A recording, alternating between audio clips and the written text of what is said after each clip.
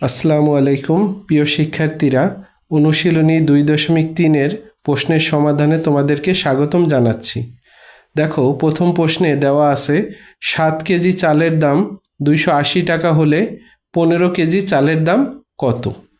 অর্থাৎ তোমাকে 7 কেজি চালের দাম দিয়ে দিয়েছে, সেখান থেকে তোমাকে 15 কেজি চালের দাম বের করতে হবে।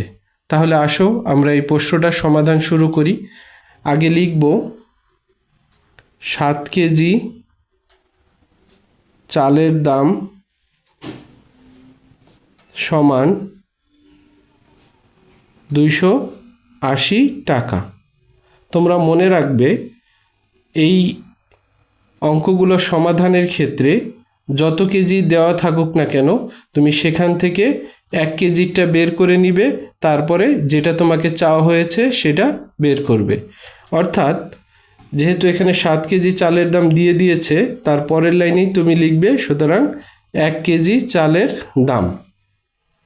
তাহলে 7 কেজি চালের দাম যেহেতু 280 টাকা, 1 কেজি চালের দাম কত হবে? নিশ্চয়ই কম হবে, এবং সেটা হবে কি 280-এর 7 ভাগ। কেন? কারণ 7 কেজির দাম হচ্ছে 280 টাকা, তাহলে 1 কেজির দাম কি? তার 7 ভাগের 1 ভাগ। এখন দেখো, তোমার কাছে চাওয়া হয়েছে 15 কেজি চালের দাম কত, সুতরাং 15 কেজি চালের দাম।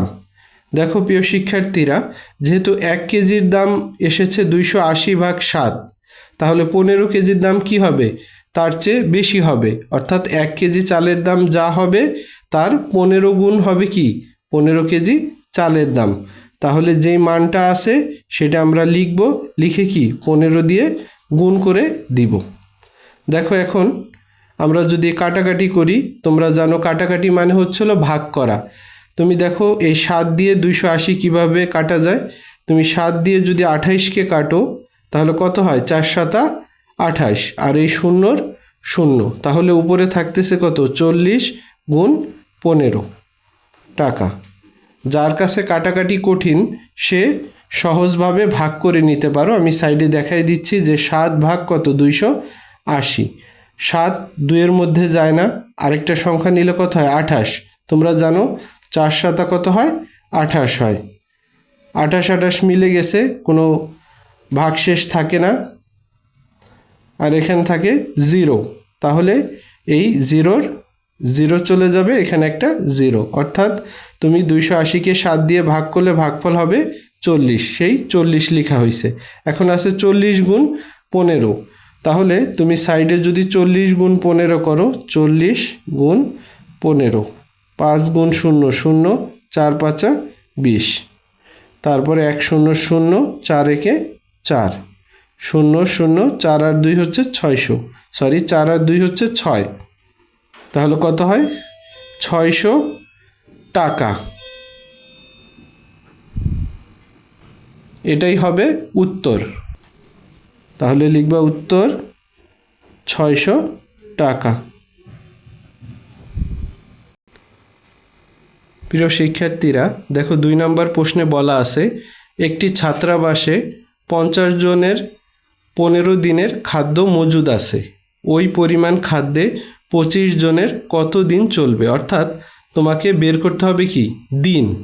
তাহলে মনে রাখবে, যখন তোমাকে দিন বের করতে হবে তখন দিন রাখতে হবে ডানে, যদি জন বের করতে বলে তাহলে জন রাখতে হবে ডানে। অর্থাৎ তুমি যেটার মান বের করবে সেই মানটা কি তোমার ডান দিকে রাখতে হবে।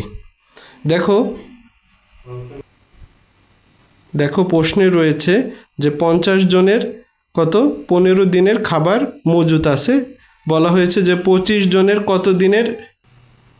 তাহলে যেহেতু দিনের কথা বলা হয়েছে, দিনটা আমরা এই সাইডে রাখবো এবং জনটাকে রাখবো এই সাইডে। তাহলে আছে, দেখো আমরা সাজাই, 50 জনের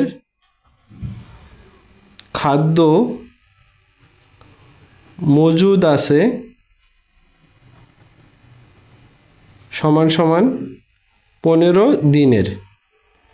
সুতরাং একজনের খাদ্য মজুদ আছে। খেয়াল করে দেখো, 50 জনের যেই খাবার 15 দিন চলবে, সেই খাবার যদি একজন খেতে যায় তাহলে কি আরও বেশি দিন চলবে না? সেই জন্য কি 50 আর 15 আমরা কি দিব? গুণ দিব। এখন তোমাকে বের করতে হবে কি 25 জনের কত দিন চলবে। সুতরাং 25 জনের খাদ্য মজুদ আছে কত। তো দেখো একজনের যদি 50 গুণ 15 দিন চলে তাহলে 25 জনের কি তার চেয়ে কম চলবে, অর্থাৎ 25 ভাগের 1 ভাগ হবে, তাই কি আমরা এক্ষেত্রে 25 দিয়ে ভাগ করে দিব। এখন দেখো উপরে আছে 50 গুণ 15, নিচে আছে 25। আমরা যদি 25 দিয়ে 50কে কাটাকাটি করি তাহলে কত হয় 2 হয়, কারণ 25 দুগুণে 50। তাহলে উপরে থাকে কত 2 গুণ 15, অর্থাৎ কত 2 গুণ 15 হয় 30 দিনের। তাহলে কত দিন চলবে 30 দিন চলবে। সুতরাং ওই খাদ্য 25 জনের 30 দিন চলবে, অথবা তুমি জাস্ট লিখে দিতে পারো যে উত্তর 30 দিন। শিক্ষার্থীরা দেখো 3 নম্বর প্রশ্নে বলা আছে একজন দোকানদার 9,000 টাকা মূলধন বিনিয়োগ করে প্রতিদিন 450 টাকা লাভ করে। মূলধন হচ্ছে যেই টাকা একজন ব্যবসায়ী ব্যবসায় বিনিয়োগ করে, অর্থাৎ যেই টাকা নিয়ে সে ব্যবসা শুরু করে সেটাই হচ্ছে তার মূলধন। এখন একজন দোকানদার 9,000 টাকা ব্যবসাতে বিনিয়োগ করে প্রতিদিন কত 450 টাকা লাভ করে। তাকে প্রতিদিন 600 টাকা লাভ করতে হলে কত টাকা বিনিয়োগ করতে হবে। গত প্রশ্নে তোমাদেরকে বলেছি যে যেটা বের করতে হবে সেটা রাখতে হবে হচ্ছে ডান সাইডে, অর্থাৎ বলছে কত টাকা বিনিয়োগ করতে হবে, অর্থাৎ বিনিয়োগের টাকা থাকবে ডানে এবং অন্য টাকা থাকবে বামে। তাহলে দেখো শুরুতে বিনিয়োগ করছে কত 9,000 টাকা, তাহলে এই টাকাটা রাখবো আমরা ডানে, এবং লাভ করছে কত 450 টাকা, তাহলে 450 টাকা রাখবো বামে। তাহলে আমরা লিখব 450 টাকা লাভ করে সমান সমান কত 9,000 টাকায়। সুতরাং 1 টাকা লাভ করে, তাহলে 1 টাকা লাভ করতে হলে কত মূলধনকে আরও কম বিনিয়োগ করতে হবে, কারণ 450 টাকা লাভ করতে হলে 9,000 টাকা বিনিয়োগ করতে হয়। তাহলে 1 টাকা লাভ করতে হলে কি সেটার 450 দিয়ে ভাগ করতে হবে। আর এখন কত টাকা লাভের কথা বলছে 600 টাকা লাভ করে, তাহলে 1 টাকা লাভে যদি এইটা হয় তাহলে 600 টাকায় কি আরও বেশি হবে, তাই কি 600 দিয়ে গুণ হবে। এখন দেখো উপরে আছে 9,000 গুণ 600 আর নিচে আছে 450। আমরা যদি এই শূন্য কেটে দেই তাহলে নিচে থাকে 45, উপরে থাকে 900। তোমরা জানো যে 45 দুগুণে হচ্ছে 90, অর্থাৎ 90কে 45 দিয়ে ভাগ করলে ভাগফল হয় 2, আর এই শূন্যটা শূন্য বসাই দিবা। তাহলে উপরে থাকে কত 20 গুণ 600 টাকায়। তাহলে এখানে আমরা কি করব 600কে 20 দিয়ে গুণ করব, কত হয় দেখো 0 0 0 0, শূন্যের সাথে 6 গুণ করলে 0, 2 গুণ 0 0, 2 গুণ 0 0, 6 দুগুণে 12, 0 0 0 আর এই 12 কত হয় 12,000। তাহলে সুতরাং কি হবে যে কত টাকা বিনিয়োগ করতে হবে, সুতরাং তাকে 12,000 টাকা বিনিয়োগ করতে হবে। তাহলে উত্তর হবে 12,000 টাকা। প্রিয় শিক্ষার্থীরা দেখো 4 নম্বর প্রশ্নে বলা আছে 120 কেজি চালে 10 জন লোকের 27 দিন চলে, আবার 10 জন লোকের 45 দিন চলতে হলে কত কেজি চাল প্রয়োজন হবে। তাহলে লোক কি 10 জনই থাকবে, কিন্তু দিন শুরুতে ছিল 27 দিন, তোমাকে বের করতে হবে 45 দিন, নেটটা বের করতে হবে। অর্থাৎ 10 জন লোকের 45 দিন চলতে হলে কত কেজি চাল লাগবে, অর্থাৎ কত কেজি চাল লাগবে সেটা যেহেতু বের করতে হবে, তাই কি ওই কেজিটা তুমি কোথায় রাখবা ডান দিকে রাখবা। তাহলে শুরুতে দেখো 10 জন লোকের 27 দিন চলে কত কেজিতে 120 কেজিতে। তাহলে আমরা সাজাই 10 জন লোকের 27 দিন চলে সমান সমান 120 কেজি চাল বা 120 কেজি চালে।